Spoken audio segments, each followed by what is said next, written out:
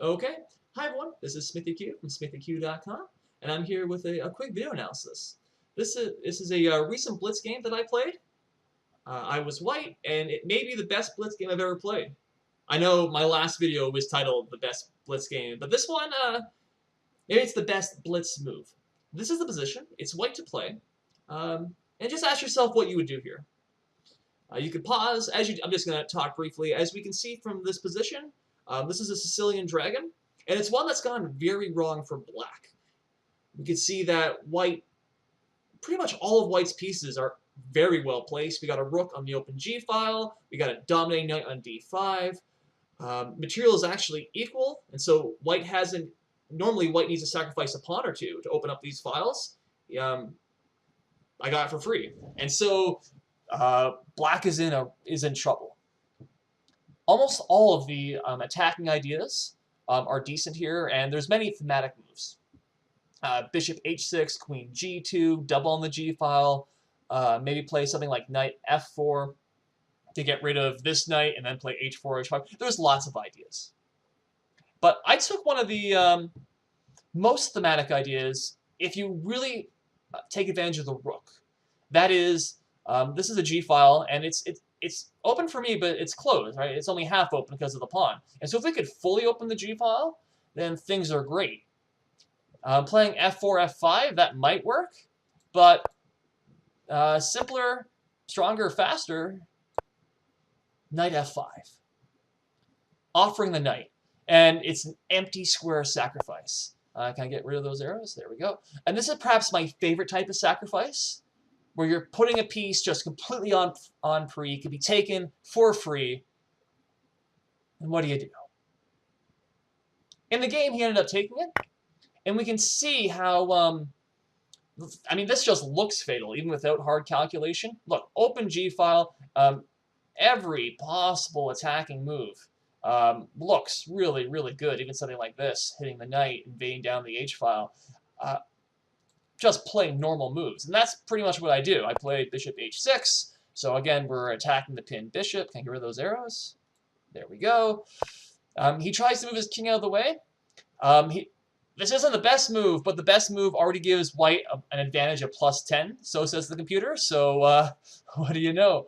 And this led to a very easy win after simply take, queen g5. We're threatening mate on g7. If he tries to defend with the rook, well, then we simply have this. We got the nice corridor-style checkmate. That's nice and pretty.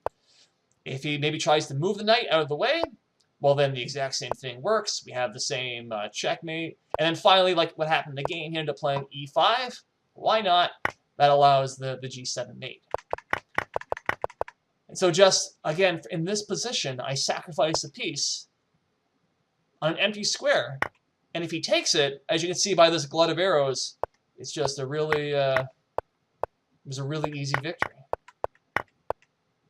Gosh, that's pretty. Now the question you do have to ask is what happens if the sacrifice is declined? Because clearly taking it doesn't work very well. The problem is that not taking it isn't very good either. Right now there's two threats. The knights are attacking the e-pawn.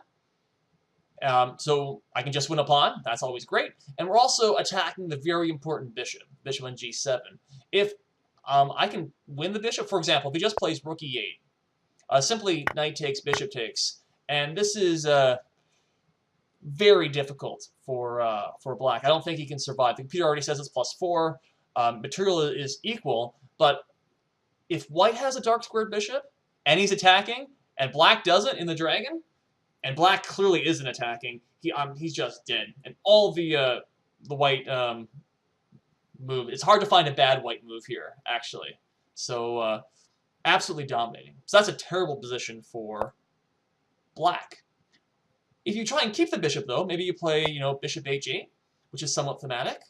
Well, then there's this absolutely cold-blooded move.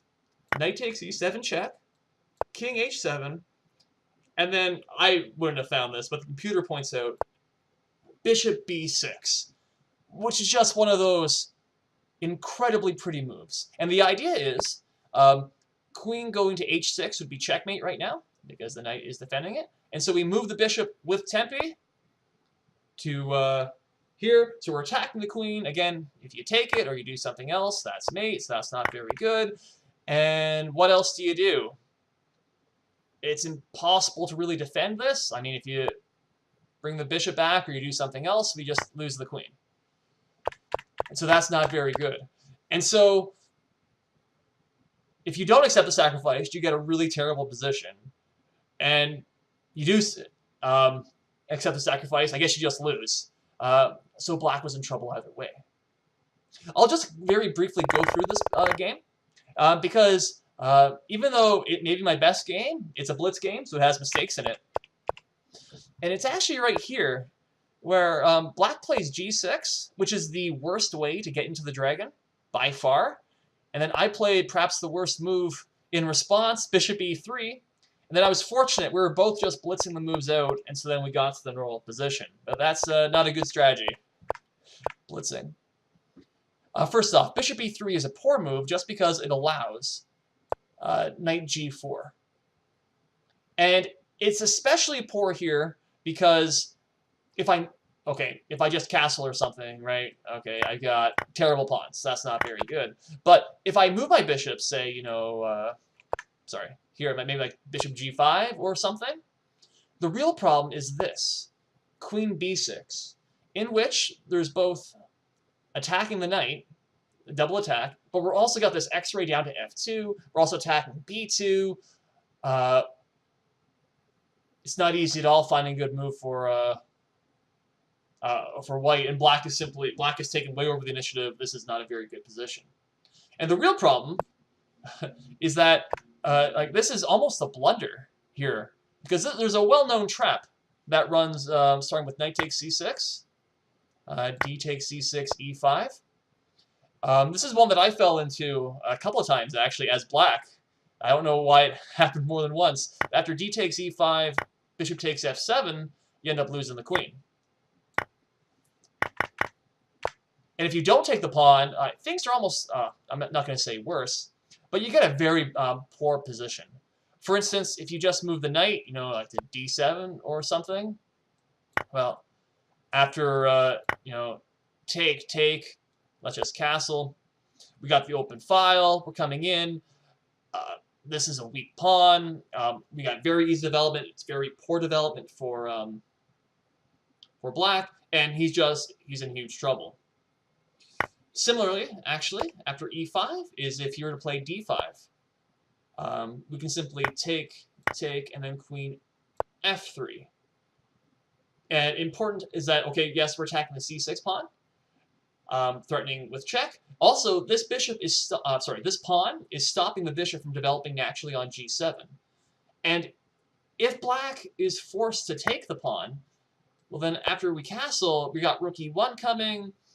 His king is in the center. He has no pieces developed versus 2 for white, and he's castled, and the bishop's coming in, and black is, again, just busted here. And so I ended up winning a pretty nice game with one of my favorite moves, one of my favorite tactical threats. Tactical motifs with the knight f5 empty square sacrifice. And that's great. But it didn't need to happen if I simply paid attention during the opening, if I didn't just blitz the moves out. Because this is a trap that, again, I know I've fallen into it before. I know it. And if this were a puzzle, I would have played it in about 2 seconds, because I know it. But because it was a blitz game and I was just thinking normal moves, that's that. So that's my mistake. Now at the same time, if my mistake is blitzing an opening move, that's a lot better than not doing that. That's that. I've got this full game, if you're interested. It is on my blog, SmithyQ.com, so you can check it out. And I think that's it. I'll have a longer analysis video coming out soon, which shows a longer time-controlled game. So hopefully you find that useful, find it interesting. Otherwise, that's it. So comments, criticism, feedback, always appreciated. Otherwise, SmithyQ from SmithyQ.com. Thanks for watching. Thanks for listening. Bye for now.